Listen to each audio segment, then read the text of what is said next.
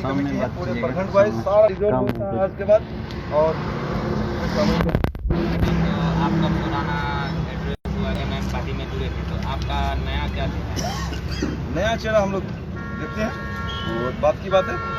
आखिर वजह क्या है रिजाइन पार्टी इस तरह से छोड़ना? इतने दिनों तक पार्टी में थे आप, 6 साल तक वही नेता, आप अपनी वफादारी दिखाए 6 साल तक, लेकिन आज अभी जब टिकट बढ़ने का समय आया, कहीं ना कहीं अगर आपको मायूसी हुई तो सिर्फ ये ना माना जाए कि सिर्फ टिकट की वजह से आपने पार्टी छोड़ दी। पार्टी में हम थे नहीं, बल्कि इस पार्टी को हम लोग लाए, और इस पार्टी के फाउंडर मेंबर होने के नाते हम सब की भी जिम्मेदारी है, क्योंकि ये पार्टी जब यहाँ आई थी यही कहने आई थी कि यहाँ पर मजलूमों की आवाज़ है, और यहाँ पर जो आपके बीच में हम ज़बान देने आए हैं और आपके बीच में नेता पैदा करने आए हैं। ये पार्टी यहाँ के हालात को बदलने आई थी। ये पार्टी यहाँ के पुराने नेताओं को पार्टी बदलने नहीं आई थी। ये पुराने नेता जितने हैं उनका पार्टी बदल देंगे, और सिर्फ हम अपना यहाँ रोटी सेंगे ऐसा नहीं है।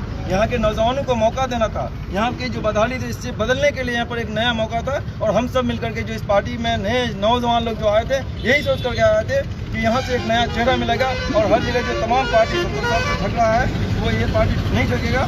ये मजलूमों की पार्टी है, दलितों की पार्टी है, दलितों की पार्टी है, यही सोच रहे थे, यही जान रहे थे, और यही वजह हम सब जवान जितने भी नौजवान हैं सब लोग इस पार्टी के लिए दिन रात मेहनत किए, और आज 6 साल मेहनत करने के बाद जो हमारे प्रदेश अध्यक्ष सूरजवान साहब हैं वही लोकसभा लड़ रहे हैं, वही विधानसभा लड़ रहे हैं। हम तो कहते हैं कि 22 में आके अपने परिवार को भी लड़ा लें, वो हम उसके लिए भी तैयार हैं, पूरे खानदान को लड़ा रहे हर जगह, और कहीं किसी को नहीं लड़ाना है। आज जो जिस खरीद बिक्री का जो माहौल है इस पार्टी में, हम लोग कभी नहीं सोचे थे कि ऐसा ये माहौल होगा इसमें। यही वजह है कि हम लोग यहाँ से इससे परेशान होकर, मायूस होकर सारे लोग रिजाइन कर रहे हैं। पूरे पूर्णिया डिस्ट्रिक्ट कमेटी है।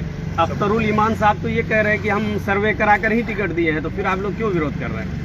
सर्वे कराकर टिकट दिए हैं तो वो माजिद साहब हमसे बात किए थे कि जिसका भी सर्वे में नाम नहीं आएगा हम उन दोनों के साथ बैठ के बात करेंगे, हम दिखाएंगे कि किस टोले में क्या नाम कैसा सर्वे हुआ। लेकिन कोई बात नहीं, चुपचाप से एक आदमी को एबी फॉर्म देता है और ट्वीट करता है, तो ये ट्वीट वाली पार्टी यहाँ नहीं चलने वाली है। हम लोग पूरे सीमांचल में इसका बहिष्कार करेंगे और हर जगह जाके बहिष्कार करेंगे, क्योंकि जिस मेहनत के तहत हम लोग इस पार्टी का काम किए थे वैसा यहाँ पर नहीं हुआ, क्योंकि ये ईमानदार वाली पार्टी जो कहा जाता था वो ऐसा नहीं दिखा है, और यहाँ पर कोई सर्वे नहीं हुआ है, सिर्फ डीलिंग हुआ है। जबकि हम भी बोले थे कि आपको जितना टका लेना है ले लीजिए। हम बोला माजिद साहब को जाके बोले कि आप 25 लाख में बिके हैं, तो माजिद बोला कि नहीं 25 नहीं, हम 50 होंगे, 50 देंगे, और जितना चाहिए उतना देंगे हम पैसा देने का। इसका मतलब आप भी पैसे लेकर ही टिकट लेना चाहते थे? यकीनन अगर वो पैसा लेकर के टिकट देना चाहती है तो देने के लिए एक से एक है। एक ही से क्यों, आप रेट लगा दीजिए कि छोटा पद इनका इतना, 22 विधानसभा का इतना। आपसे पैसे का मांग किसने किया था? किस तरह से ये जानकारी आपको कैसे लगी कि पैसे की मांग की? देखिए, हम पूर्णिया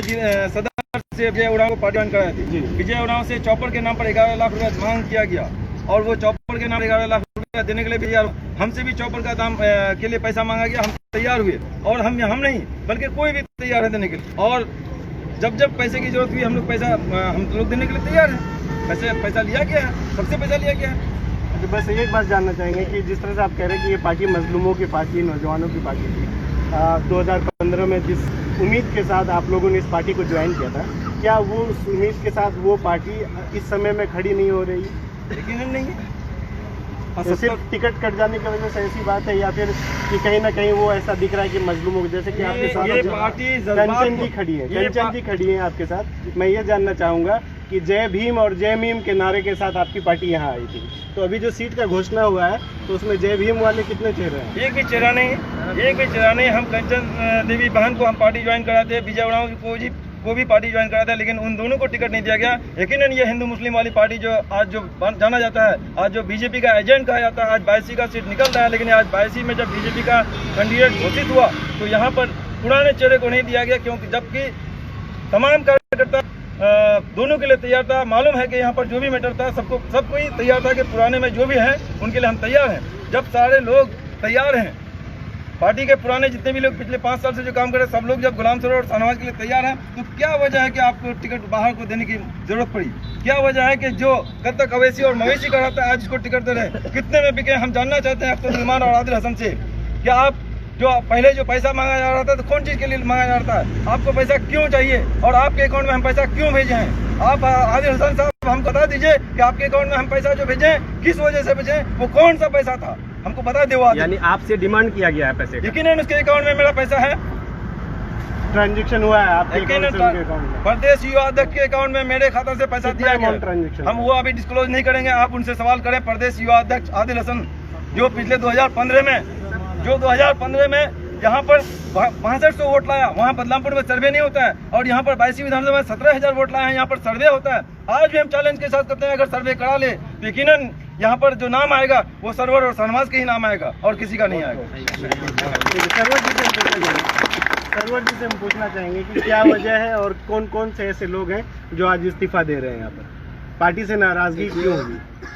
इस वक्त आपकी बात जिला अध्यक्ष महोदय हमारा शहनवाज भाई से हो रही थी जी। और यहाँ पे मौजूद हैं जिला सचिव अमीर अख्तर भाई और हमारे प्रखंड के दोनों प्रखंड के अध्यक्ष भी यहाँ पे मौजूद हैं और तमाम पंचायत के जितने भी जिम्मेदार साथी हैं वो सारा लोग, सारे संगठन के लोग, स्टूडेंट विंग के सारे नौजवान यहाँ पे हैं और आपका जो किसान प्रकोष्ठ के लोग भी यहाँ मौजूद हैं। नूरजहाँ बानो हमारा महिला प्रकोष्ठ अध्यक्ष हैं डगरवा के, वो भी मौजूद हैं। हम तमाम लोग आज यहाँ पे पार्टी से इस्तीफा देने के लिए मौजूद हैं। पूर्णिया इकाई में कोई इस्तीफा बच रहा है देने- या सब इस्तीफा दे रहे हैं? ये जितने यहाँ मौजूद, बस यही समझिए कि 2-4 लोग होंगे छोड़ के, बाकी सारे लोग पार्टी से MIM से इस वक्त हम लोग इस्तीफा दे रहे हैं। और इस्तीफा देने की बस एक वजह है कि जिस भरोसे और जिस यकीन के साथ हम लोगों ने MIM का झंडा को थामा था, हमारे भरोसे का भी खून हुआ है और हमारा यकीन भी उन लोगों पर अब नहीं रहा है। हम असदुद्दीन अवैसी साहब का दिल से इज्जत करते हैं और करते थे, आज भी करते हैं। हम लोग अवैसी के आइडियोलॉजी को, उनके काम करने के तरीके को पसंद करते हैं। यही वजह है कि हम लोगों ने इस झंडे को पकड़ा था। लेकिन चूँकि बिहार में पार्टी अख्तरुल ईमान के कब्जे में है और अख्तरुल ईमान को समझने में हम लोगों को 6 साल लगा और जितना बेहतर हम लोग समझे हैं, हम अपने उन नौजवान दोस्तों से कहेंगे कि जिस तरह से अख्तरुल ईमान इमोशनली ब्लैकमेल करता है लोगों को, आप उसके झांसे में नहीं आइएगा। ये आदमी सरासर गलत है और इस आदमी पे पूरा इलाका भरोसा किया था, सीमांचल भरोसा किया था। हमें ऐसा लग रहा था कि बिहार में एक बेहतर चेहरा, एक बेहतर ऑप्शन बन के ये निकलेगा, लेकिन पिछले दिनों में जो मामला रहा है वो तो अपने जगह है।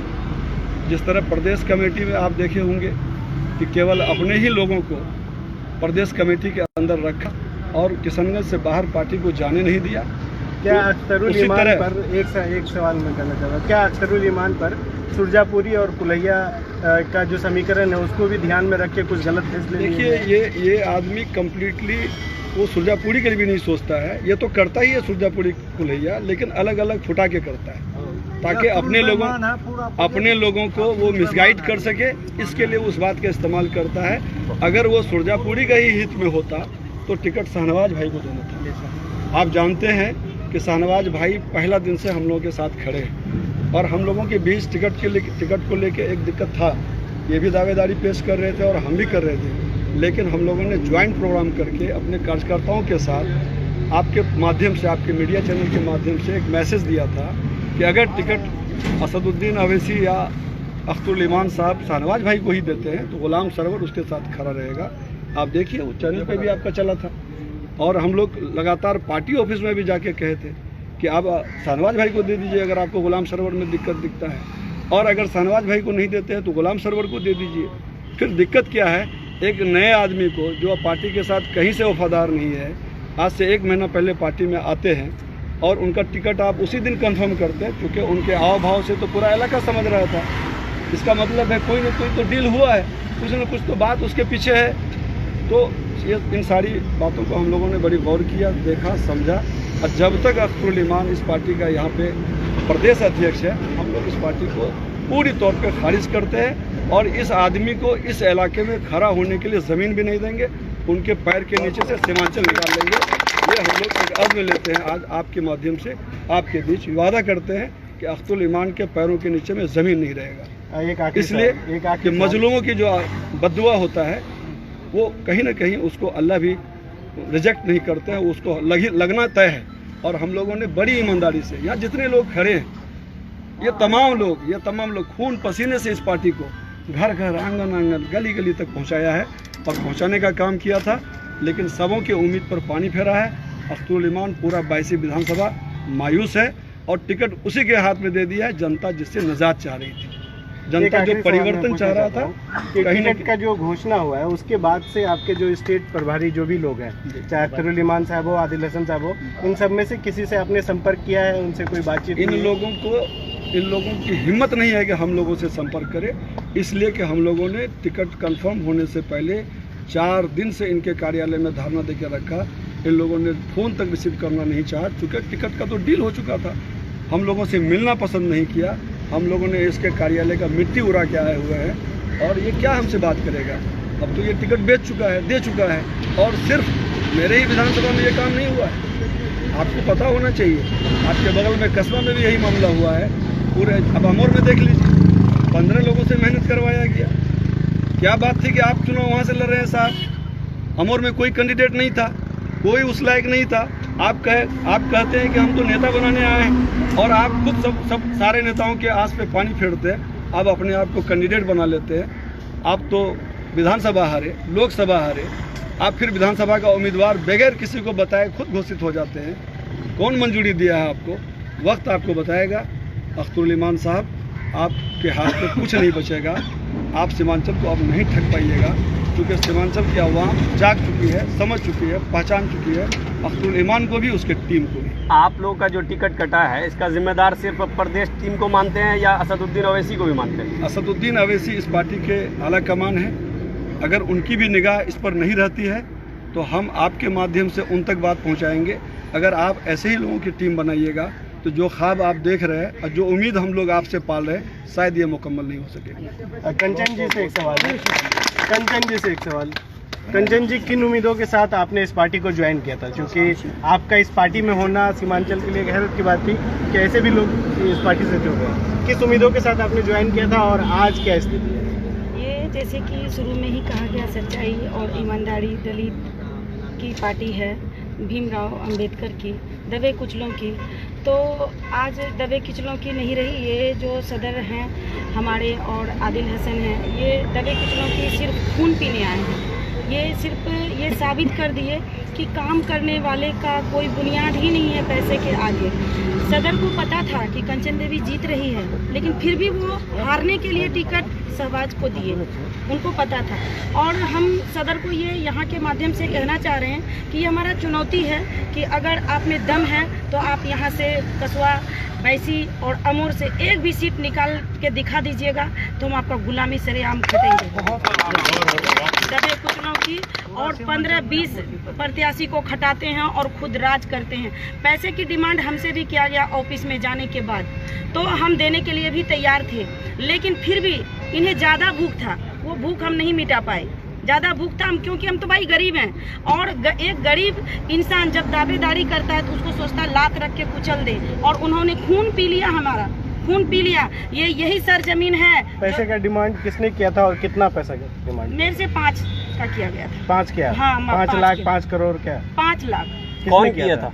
वहीं ऑफिस में ही किया था। उनका जो बिचौलिया है, और प्लस परसों भी जो है मेरे लाइन बाजार में 5-6 दलाल पहुंचे हुए थे, तो हम उन दलालों के फेरे में नहीं पड़े। हम जान रहे थे कि यहाँ दलाली हो रहा है कहीं ना कहीं, क्योंकि सदर जो है वो जब वेरीफाई करने के लिए आए थे तो शहबाज का 2 गाड़ी जो सर्वे के लिए निकले साथ में लेके किए, लेकिन फिर भी मेरा जो सर्वे हुआ वहाँ चीख के बूढ़े बुजुर्ग बच्चा हर कोई बोला कि कंचन देवी को ही टिकट दो। लेकिन वो चुनाव जीतने नहीं, सिर्फ चुनाव लड़ाने आए हैं। और 2 हैं युवा प्रदेश अध्यक्ष और सदर जो प्रदेश अध्यक्ष हैं, ये दोनों खुद चुनाव लड़ने आए हैं दलितों के पैसे से।